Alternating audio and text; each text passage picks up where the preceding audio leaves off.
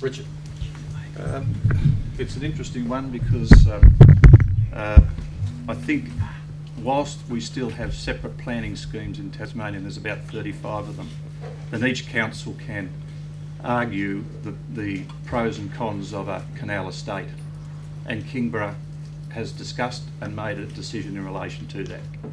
I believe with respect to Clarence that the Rouse Bay is an inappropriate location, and I mentioned that in the ABC television news some nights ago. And I don't believe it will be approved by the RPDC for a number of reasons. With respect to other locations within Tasmania, there may be a municipality that believes that because of its location, because of the impact it may have on its economic development, that it may be in favour of some limitation on canal development. And I wouldn't like to be able to say from the outset that we should have a ban across the state in relation to that. When the new state planning scheme comes in, it may be that this planning scheme may say no to canal development, and that would be the end of it. Now, until such time as that comes into place, I think it's inappropriate to say to other councils, to municipalities that may believe that it's appropriate to have canal development, to say no to them. So I think it's an awkward question to answer directly, because I went to Western Australia last year and spent a week looking at that, and you're aware of that. And over there, it's part of their economic development to have that development, and it's accepted, and the people accept it. It's something new for Tasmania, and as the nature of the beast, Tasmanians don't like change. And this is quite different to what I think would be appropriate for canal development in Tasmania. So for Clarence, I can't see any other location which would be suitable, and I don't think canal development is appropriate for Clarence. However, there may be a municipality, as I mentioned a moment ago, that may deem it appropriate, and I don't think we should ban it outright for those reasons. Thank you, Richard. James. My view is that Ralph's Bay is an abomination. However, I echo Richard's sentiments, and I don't like banning things outright. Everything has merit, or most things have merit, so therefore it should be left to a sensible planning scheme. Thank you.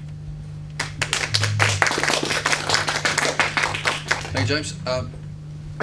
Peter, a question from the panel for our candidates, please. As a legislative councillor, could I receive a response from all candidates as to whether they will support the right to die legislation? John. Thank you for the question. I've had a few operations, and I suppose if I was really ill, I'd probably like that option. But there's one thing that frustrates me though with the debate on euthanasia, is are we spending enough money in health? And I say no. I think health is very much underfunded. And if health was funded better, we may not need this debate in 2009. If I was elected, I would be certainly trying my hardest to persuade parties to put more in health. We're supposed to have some of the best doctors here. We're supposed to have some of the best doctors here. At the moment, I don't think we need to pass the euthanasia bill. Maybe at a later date, yes, maybe. But at this time, no, I don't think we need it. Thank you, John. Wendy. At this stage, I haven't made up my mind about what I would do with the Dying with Dignity legislation. I deliberately haven't had a look at the legislation.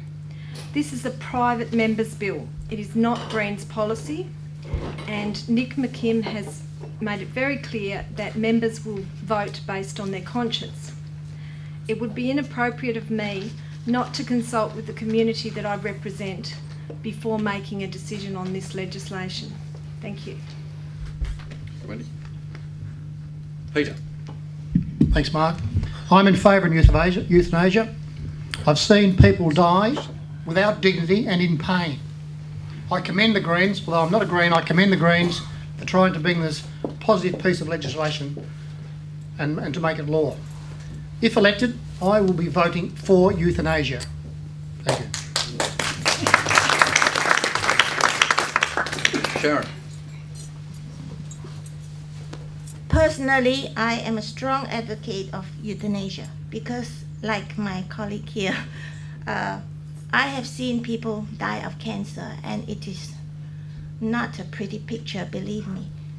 I read a lot about what Philip Nitschke has done, you know, for people wherever he goes, and how people oppose his support for euthanasia.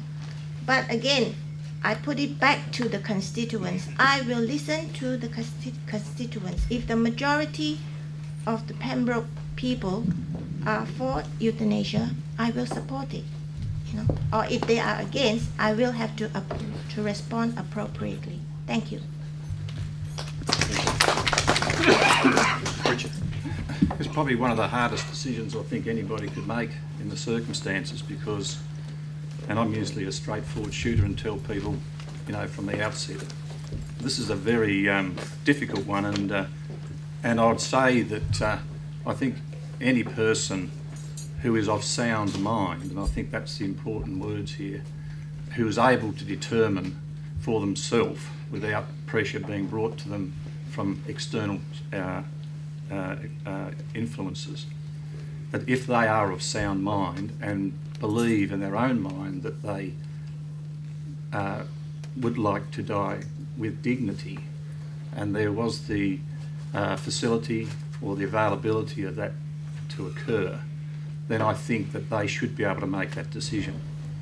So, having said that, you could take it that I am leaning towards this sort of bill.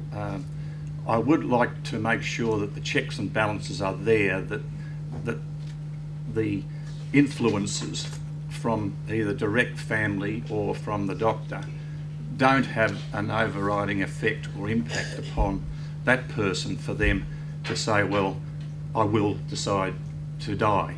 I think we need to make sure that if a person does decide to be able to do that, then I think that should be supported. But at the same time, we've got to make sure that the small print in the legislation doesn't give somebody the power to determine that person should curtail their life for their reasons and not for the individual's reasons. Thank you, Richard. James. Peter, the short answer is unequivocally yes. The longer answer is that government should put sufficient funding into health and aged care so euthanasia is not the usually elderly or suffering person's only rational choice. Thank you, James. Louise, from the panel, please. Thank you. I had a different question, but Peter, you've really made me think. Now, this question I'm going to ask you is not, there is no right or wrong answer, but I really want you to answer it from your heart, everybody. Peter talked about shooting bills down to the lower house. If you were to do such, can you tell us what that bill would be, all of you? What is the issue in your heart that you want to change, or you want some action on, that you would shoot down to the lower house? John, I can see you thinking as we speak. Yes, so yes, I am thinking. I am thinking that there are plenty of issues that I've already raised, and some of the bills, as we said, get our health system better funded. I mean, we know we've had a lot of trauma with road deaths. I've actually got, and I used to teach driving instructing. I've done advanced and defensive driving. I've worked out a 7-point plan which I think may actually help. The trouble is, at the moment we're getting, and with all due respects to people that write letters to the Mercury, we're getting too many experts on road tragedies, and the fact is we need a small group to sit down and start working things out, because the government may not realise, but what's happening, it's just not working. It's not working, so it's about time we've got to change things. So they're two of the issues. I mean, like everybody here tonight, I can give you many more, but the fact is, and I think, Sue, you've said it many times tonight, that once you start listening, door knocking, you certainly get some ideas, and it's the electors that will give us those ideas, and they'll be the ones we put, we move down to the lower house.